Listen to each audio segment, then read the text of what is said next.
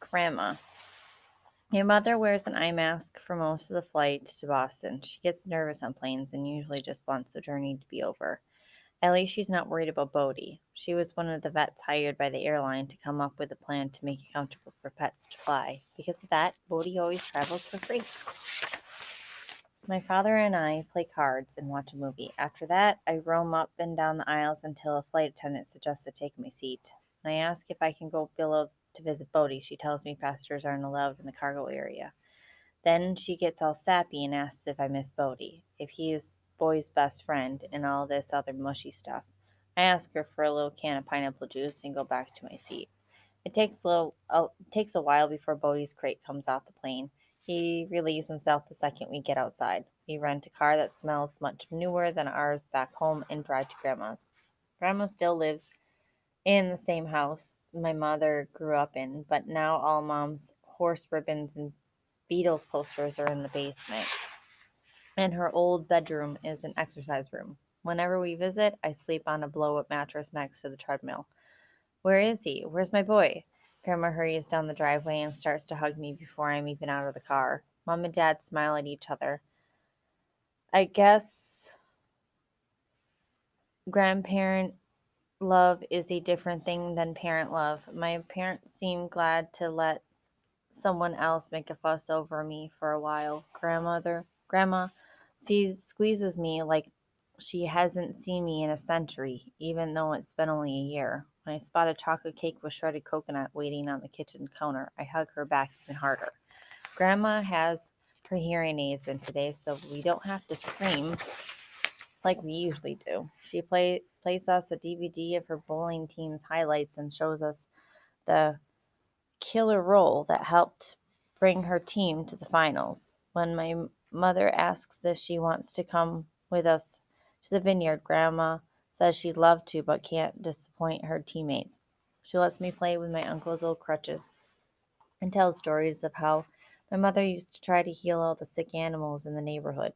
We smile and laugh when she takes out pictures of Mom and her brother when they were kids, even though we've seen them dozens of times before. Unlike our house, where everyone takes care of themselves, here Grandma waits on us like we're special company, and I guess we are. She treats me the same way she did when I was little, offering to rub my feet.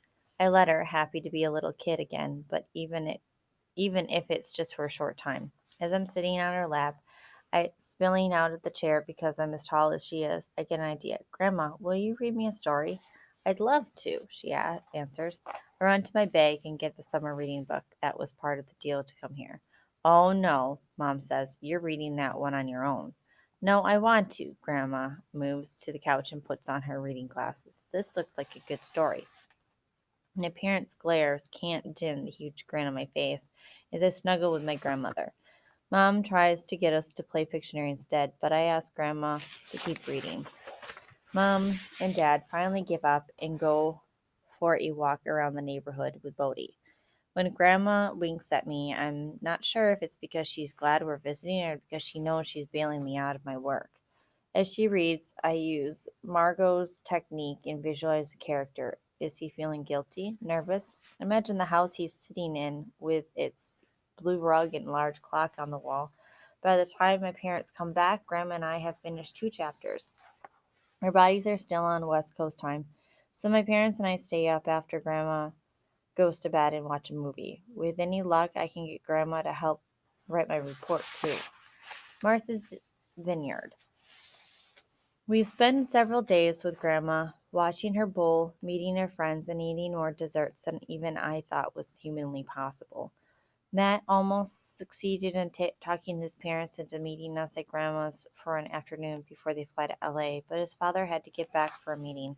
Matt and I talk on the phone, and I can't believe we're both in Massachusetts but have to wait till we're back home to hang out again. When we leave, Grandma hugs me so hard I'm afraid my spine will break in half. Mom tries again to talk her into coming with us, but Grandma is committed to her tournament and says she'll be out to see us for Thanksgiving. As we drive to the ferry, I can tell Mom already misses her. My father is excited the ferry has wireless internet, so he settles on into a booth with a cup of coffee and his laptop. Mom and I stroll the deck with Bodie, who stops to sniff the butt of every other dog heading to Vineyard Haven. We check out passengers as they walk by, a 6 foot tall guy in a Patriots jersey who's carrying his wife's floral suitcase, a woman feeding fried clams to a toddler wearing a Cape Cod t-shirt. When the guy next to us makes a loud business call on a cell, Mom makes a gun with her index finger and thumb and pretends to shoot it out of his hand. I love it when Mom's in vacation mode. Her mood changes, however, when we drive off the ferry. We're behind a large SUV loaded with 4 bikes and 2 kayaks, and I realize people come here for reasons other than exploring their past. Mom must be thinking the same thing. She and Dad haven't been to the vineyard since that fateful trip 10 years ago. She seems less animated and fun when she gives my father directions to the pet friendly bed and breakfast she found online. I eye the 4 poster bed, but my parents shoot me looks that say, "Don't even think about jumping on that." I beg them to open up I beg them to open up the pull-out couch so I can see where I'm going to sleep, but Mom wants to explore the island and Dad wants to get some lunch. We leave Bodie in the room with a rawhide bone and walk to town. The three of us browse through the bookstores, my parents' favorite thing to do on vacation. I go to the back of the store and hide behind one of the shelves. I know I'm too old for picture books, obviously, but I can't help paging through them. When my mother heads toward me, I toss the book back and grab the nearest chapter book. "Would you like that one?" Her voice is filled with so much hope, I almost say yes. I answer no, but tell her there's a fudge shop next door. I'm finally rewarded for my patience with a marshmallow, crispy rice, almond, coconut fudge square. We go back to the bed and breakfast to get Bodie before we go exploring. As we drive from one town to the next, I don't feel as if we're on an island. It's more like rolling farms, old stone walls, and lots of scrubby trees. Nothing here reminds me of California. The public beach is lined with cars with license plates from all over the country, but my mother knows a secret beach, so we wave goodbye to the crowds and head farther south. When I see a large barn with the sign Chilmark Artist, I realize this is where Lauren Hitchens sells her jewelry. "Stop," I scream. My father skids to a halt and tells me I almost gave him a heart attack. I point to the wooden sign. "I thought it said homemade ice cream." Dad shakes his head sadly. "I'm not sure learning camp has even dented your reading issues."